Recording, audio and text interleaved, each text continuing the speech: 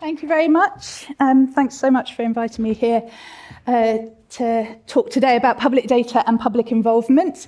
I'm going to talk about three things, very briefly about what I mean by public data, a bit about public attitudes and how people feel about access to data, and about how we might involve the public more in our data stuff that we do. So by public data, what do I mean? Lots of the time when we talk about public data, we mean data about the public, and so kind of administrative data, data that has individuals in it. But I think that we should, I want to just expand to thinking about data that is about Britain. It's about our country. So that might include things like geospatial data, legal data, company data, and also data that's paid for by taxpayers, because that's our data that we have funded. So that might include things like BBC Archive or pupil work. And I use those particular examples because they're part of what the government have been pushing around. So the AI Opportunities Action Plan, for example, talks about creating a data set that can be used to train AI using BBC Archive stuff and other stuff from the National Archives and elsewhere.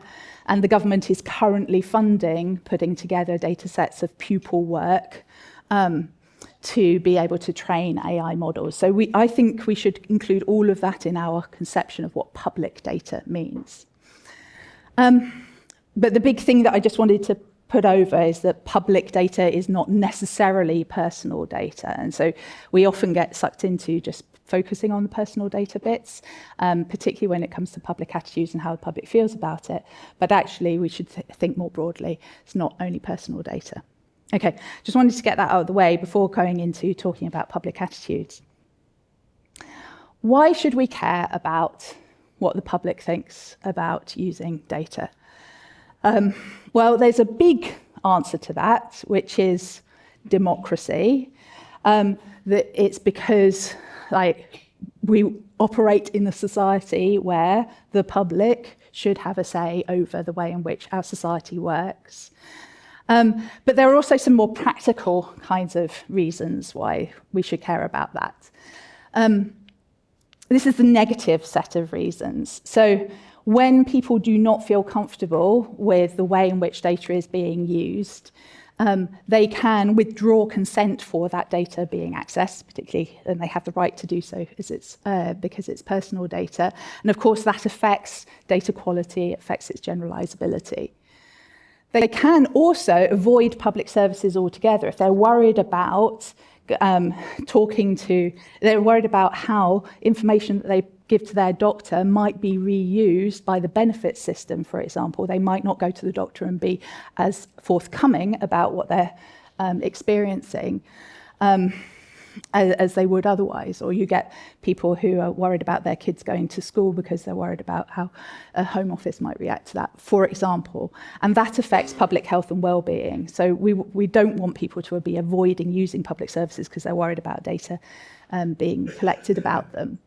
And they might object and protest. And we've seen this, in the way in which we had people on the streets objecting to the grading during the pandemic, for example. But also overseas, we've seen examples where the misuse of data or the use of data in AI systems has damaged public trust to the extent that it's brought down the government. So in the Netherlands, and that happened around use of child benefit data for detecting fraud. So there's those practical things that we might want to avoid by caring about what the public think. But there's also positive reasons why we might want to involve the public.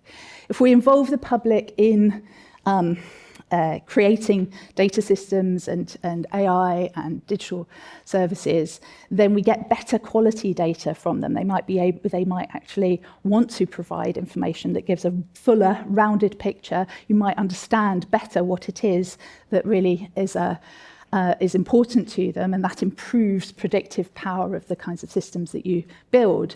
You get services that actually work better, that cater for the needs of those members of the public. And you get fewer costly failures if you're avoiding the risks of everything kind of falling down around your ears, and that saves public money rather than investing in something, taking a long time to build it, and then finding out that actually people don't like it. So there are some positive reasons why we get better services when we involve the public early on. We don't need to go to the public and ask them again and again the same questions about what it is they think is okay when using data. There are some really good sets of reviews of existing public attitudes research around use of data. The one that I refer to a lot is the Living with Data one from the University of Sheffield. And they basically all, like at the very high level, they all say roughly the same thing, which is the public expect public data to be used for public good, as long as there are some appropriate safeguards around it. Okay, that's the general message you get whenever you go out to the public and you ask them about it. They get worried about three things: privacy, how the data that is actually about them gets protected from uses that they don't agree with, and uses that could harm them. They get worried about ethics, so is the data being used in ways that benefit us all? And they are worried about exploitation, a sense of fairness about whether the data that is the public data is actually being used to benefit just existing rich and powerful organisations as opposed to the public, as opposed to society. And I spell those three out because I think we know a lot about privacy, and we talk a lot about privacy and the importance of that. We talk a fair amount about ethics and whether something is good or not. But if you look at the public attitudes research, there's also this big strand around exploitation and about fairness, not from the point of view of bias, but fairness from the point of view of exchange.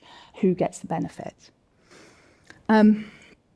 The other thing I wanted to draw out around this is that when I say the public expect public data to be used for public good and with appropriate safeguards, like those are all variable. Like who the public is, what public good looks like, what appropriate safeguards are all context dependent, and they're all diverse. There is no one public opinion, there's lots of public opinions. And it's all context dependent. It depends on what data you're talking about, how it's being used, what the overall impact is, what the goal is, and context dependent means it changes over time as well, as we have different norms and we have different kinds of concerns coming up. And that is why it is so important to have public involvement, because you can't, in the actual way in which you build data systems, the individual data systems, because you cannot. While you can go and look at those big studies about the way the public generally feels, they will not tell you how they feel about the particular service or the particular data that you are thinking about building. So that's why we need to have public involvement in those particular things. And there are various ways of doing that. You can do kind of classic user research, which will tell you a bit about the experience of using those services. You can do kind of market research, tell you about mostly how to communicate well about them, and then you can get into the more kind of empowering methods of involving the public, like collective intelligence, which can provide you with data around the variety of public opinion. Deliberation, where you actually get people in a room and they talk to each other and you can come out with recommendations that are kind of agreed within the group. And actual governance, where you get the public having power over decisions that are made over data. Just to give you a few pointers on ones, I'll point to the collective intelligence work that is going on at Policy Lab. If you want to learn more about that kind of approach, and there's other kind of things like the Collective Intelligence Project and other pieces where it's often large-scale online kinds of services bringing together information about what the public thinks. I'll point you at for a more deliberation kind of approach of involving the public. Have a look at what Camden Council did around developing the data charter along with the Turing Institute. So that's more a getting people in a room to discuss and coming out with recommendations. That was to create a charter about how they wanted the kind of overall policies about how data should be used within the council. And then another model, not around data, but I think one that I think is quite interesting as a approach for having members of the public that you can go to repeatedly, is the NHS Youth Forum, which is brought together by Barnardo's, which is a set of people, young people who are kind of there to be consulted about particular kinds of health research or other things that are happening within the NHS. So it's a long-running set of people young people that you can go to around NHS stuff. Right. So hopefully I've persuaded you that it is important and helpful to involve the public in building data and AI systems. But of course, it comes with a number of worries that people have around it. First is that it takes time and is costly. So it does take time, and it has got some costs associated with it to go to the public and to talk to them about what it is that they want.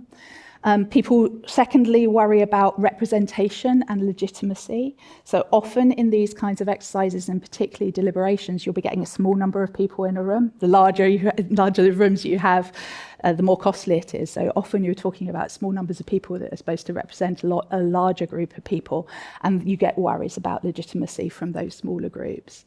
And then the final thing that people tend to worry about is uncomfortable truths. This is like, if you go to the public and you ask them about whether it's okay to use their data in this way, they might say no. And that would be a problem because you've already got the funding to do it, or you've already said that you would do it in the manifesto, or like there are all sorts of kind of commitments that you might have already made, and actually going to the public and asking them about it might give you something that is a bit that you need to actually adjust to. So what I'd say, just from like what I've seen in case studies and from the experience that we've had, kind of top tips to counter those things. First of all, be proportionate to the project. If you think about it, there are some projects that don't have very much funding behind them, and where just having a couple of conversations with a couple of civil society groups will be enough to get a clue about how people are generally going to feel. And there are others that are costing millions, where it would be not inappropriate to spend 10% of that, 5% of that, 2% of that on actually going out to the public and talking to them about what they feel. But be proportionate. Don't feel like you have to do massive exercises all the time in order to involve the public. Second, reuse existing research rather than always asking the same kind of questions. Focus on the questions for your particular public involvement that actually you have questions about and that haven't already kind of come up in other places. Focus on the stuff that will actually make a difference and can make a difference to the way in which your data systems or your AI projects or your digital services can be designed. So that will save money because you're focusing on the stuff that actually matters, and you're much more likely to get useful material out of that than if you're asking the same kind of general questions as we get in a lot of public attitudes pieces. Third, don't let the best be the enemy of the good and mix your methods. On that point about representation, like no method of involving the public, no public participation method is perfect. Having a mixture of methods, so having a bit of a deliberation over here, having a survey over there, going out into the street and talking to a few people. Like these different methods will give you different kinds of results. Mix your methods and it helps to counteract the kind of gaps that each of them have. But don't think that you're going to get perfect because you're not. And any kind of public involvement, any kind of public input is better than none.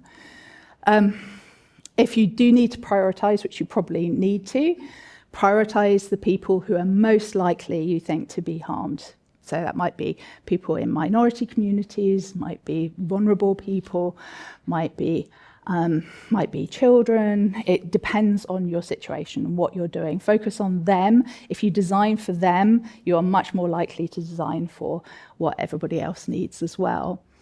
And then final top tip is get decision makers along to watch the process, because actually being involved in the public participation exercises from the start really helps them to connect to and see the way in which the public is actually, I think quite a lot of decision makers think that nobody else is actually going to be interested in this, or it's not, the public isn't going to want to have a say. But when you get the public in a room talking about data and AI systems, they have quite a lot to say, and they do have opinions, and they're well-stated ones too. Getting people along to watch that is a powerful way of changing people's minds, and it helps to get around that kind of uncomfortable truth bit where otherwise you might be delivering some bad news to somebody who is a decision maker, and it might be a bit harder. So those are my top tips, but this is all emerging practice. Like this, none of this is like set, or it's not like there's a really good recipe book for how you do public involvement around data and AI specifically. There's lots of experience around doing public involvement in other kinds of domains that we can learn from, but around data and AI specifically, we need even more work, and we need to be sharing that work. So I'm going to plug a couple of things. We run a community of practice for data and AI public engagement. If you're interested in this area, do come along to our sessions. The next one is on Wednesday, 12th of March. And yeah, they are just a space for sharing kind of practice, what different people around government are doing, discussing that, sharing the pros and cons and the stuff behind the scenes. And then the second thing is that we've got an unconference that we're running on the 20th of March, in person in Churchill Hall in Pimlico. The agenda will be decided by the people who turn up in the room, but it's for practitioners who are interested in getting the public more involved in their data, digital, tech, AI projects. It'd be lovely to see you there. That's it. Thank you very much.